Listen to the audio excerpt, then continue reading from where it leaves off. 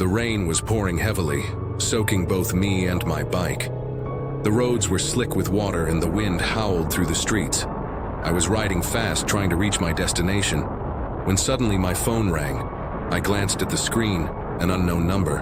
A little hesitant, but I still picked up. "Hello?" A panicked voice came from the other end. "Bro, it's an emergency. A small puppy is stuck in a glue trap. It can't move. Please, come quickly." My mind instantly switched to rescue mode. "Where are you?" As soon as I got the location, I twisted the throttle and sped off.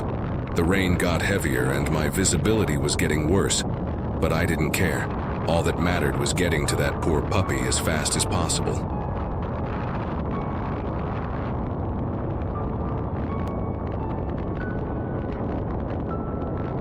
After a few minutes, I reached a small street that I thought was the right location. I looked around, but there was no one there. Confused, I parked my bike and quickly checked my phone. Just then, my phone rang again. "Bro, where are you?" the guy asked, sounding even more anxious. Hello? "I'm here, near the corner shop." "What? No, you've gone ahead. I'm 2 streets behind you." "Shit," I muttered, realizing I had overshot the location. Without wasting another second, turned around, speeding through the wet streets. As soon as I reached the correct spot, I just ran toward the guy waving at me frantically. "Look." He pointed toward a corner. My heart sank. A tiny puppy lay helplessly trapped in a rat glue board. Half of its body was completely stuck, and its small eyes were filled with fear. It tried to move, but the more it struggled, the more it got stuck. "Shit," I whispered. This was delicate. If I pulled too hard, its fur or skin could rip off. I quickly squatted down and assessed the situation. "We can't just pull him off. Do you have any oil or warm water?" The guy ran inside a nearby shop and returned with a bottle. I gently placed my hand near the puppy's head to comfort him, then slowly started pouring oil onto the stuck areas. Every second felt like a battle. The puppy whimpered, its tiny tail twitching slightly.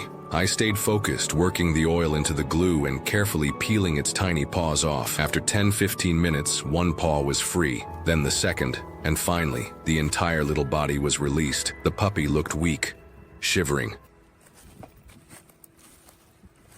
slightly from the cold and stress. I gently wrapped it in my jacket and held it close. Without wasting any more time, I rushed back to my bike and took the puppy home.